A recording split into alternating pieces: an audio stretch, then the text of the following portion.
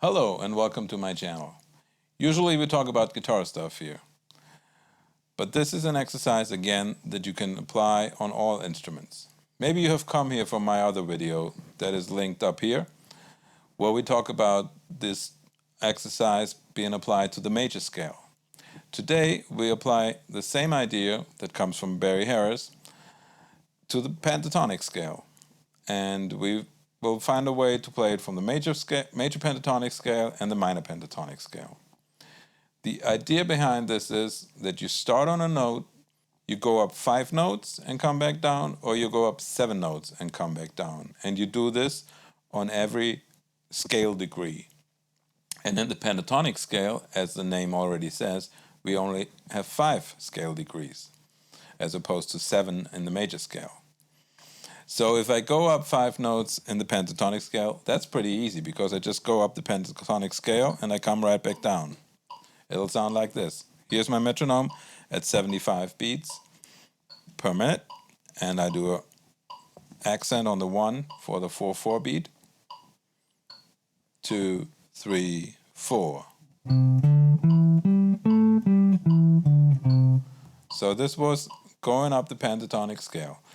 For guitar players, I'm here in the 7th or 8th position, depending on how you define it, and I play a C pentatonic scale, C major pentatonic scale. I go up the 5 notes, 1, 2. I don't go to the octave, I just go 1, 2, 3, 5, and 6 of the scale. If I play it up like that and come right back down, I'll end on the first beat of the second measure.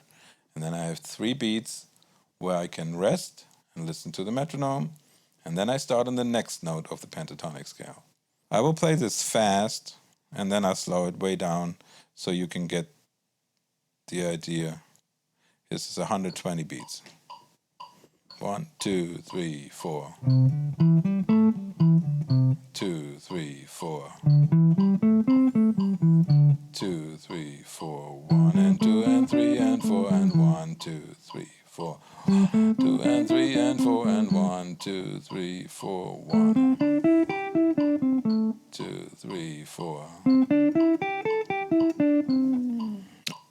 Okay, so now I'm down to 78 beats, and I'll start it on this C, and I just go up 5 notes and come right back down.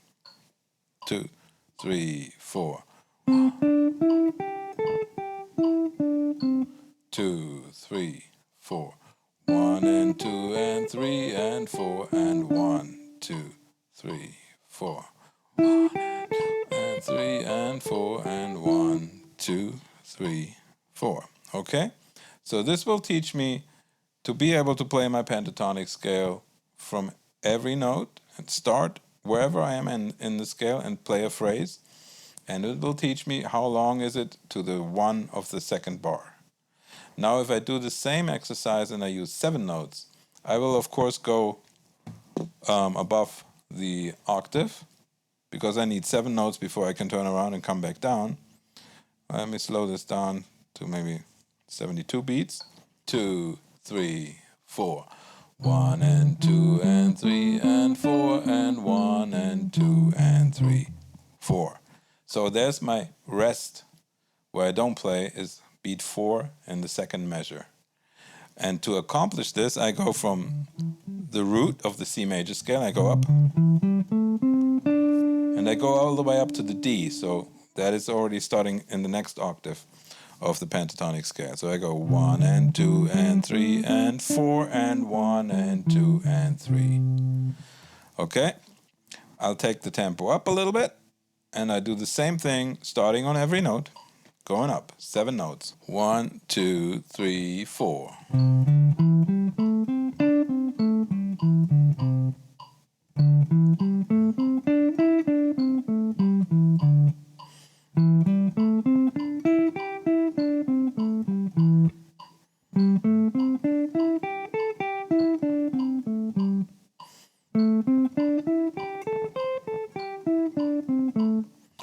And just doing this exercise for a few days, for a few weeks, you will start to notice that you can feel what a two-bar phrase is. You don't have to count it anymore because you've played it so many times that you get a feeling for it.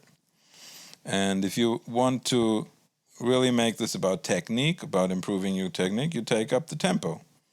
And you will start to hear phrases that you've heard before in rock or in jazz and in blues. 1, 2, 1, 2, 3, 4.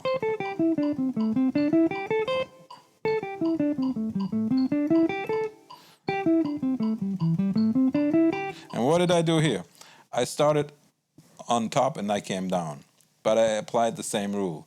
I came down 1 and 2 and 3 and 4 and 1 and 2 and 3, 4. 4 was again my rest in the second bar. So I play 7 notes down and I come back up. That fills up the first measure and the 1 up to the 3 in the second measure, and the beat 4 is left empty. And if I want to improve my time feel a little bit, I reduce the information that I get from the metronome. I showed this in the other video too. I would just put my metronome on the beat 2 and 4 of a measure. So I'll slow this down a little bit so it's not so hectic. If I do 70 beats, and I say this is the 2 and the 4, now I have less information because the metronome will always only tell me every other beat. And the actual tempo I'm playing is 140, but my metronome is only doing 70. 2, 1, 2, 3, 4.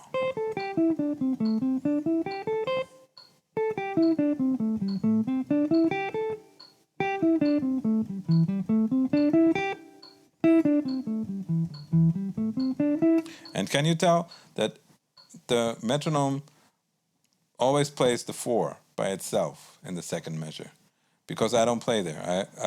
I end my phrase on the 3, and then I can hear the metronome clearly on the 4, and that way I will always know that my timing is correct. And I was going down. So here's the same thing going up, maybe taking up the tempo a little bit to 80, which is 160 in real tempo. 2, 1, 2, 3, 4. 4. 4. Alright, 1 and 2 and 3 and 4 and 1 and 2 and 3, 4. 1 and 2 and 3 and 4 and 1 and 2 and 3, 4. So for us guitar players now, we have to know this in the different fingerings, because most of you already know this fingering for the pentatonic scale, which would be for A minor, or playing the blues. You know this. Some people call this fingering number 1. Whatever you call it, most guitar players know this once they get into a little bit of improvising. And there's all in total is 5 fingerings for the pentatonic scale that you should know. And then you can take it from there and even extend even that. But that is the basic on the guitar, that those 5 fingerings are important, and there'll be other videos about that. But for now, just learn it in one fingering, and if you're more familiar with this one, I'll show you how this sounds. It'll just be, as we're starting on every note, it really is not such a big difference, but you can hear a little bit of a difference. I take the tempo to 90 beats, which takes me in real life to 180 beats. 1, 2, 1, 2, 3, 4.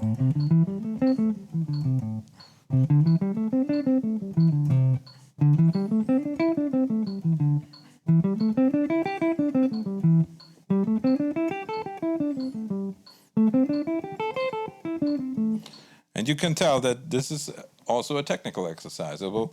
It teaches you to play from every note and to play technically correct in this tempo, but aligning it with the metronome, so your timing is being trained, and you're training your sense of form, because you're training to play 2-bar phrases.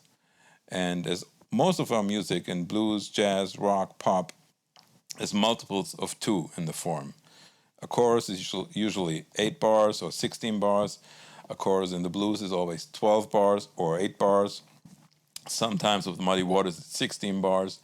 But as you can tell, these are all multiples of 2.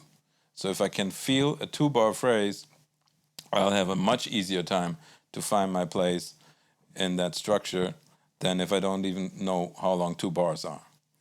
So I hope there was some good information in this video. Try to apply this to your pentatonic scales. If that makes sense to you, go to the other video, apply it to the major scales, and you will know much more about improvising because you have a very thorough grasp in the basics of the material that you're using. Thanks for watching.